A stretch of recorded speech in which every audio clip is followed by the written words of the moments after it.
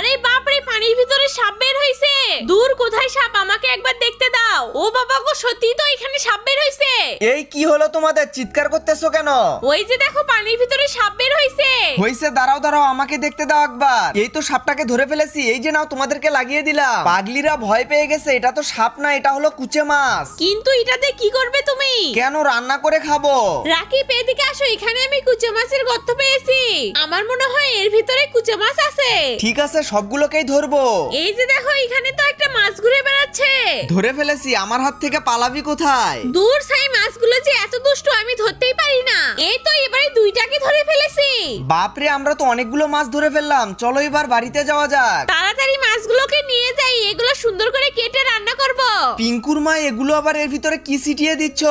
আরে পাগল, একবার খেতে বসে দেখো কত সুন্দর রান্না করেছি আমি। খেতে অনেক মজা লাগতেছে। বন্ধুরা, তোমরা ভিডিওতে লাইক করে চ্যানেলটি সাবস্ক্রাইব করে দাও আর কমেন্ট করে বলো তোমরা কি কখনো কুচে মাছ খেয়েছো।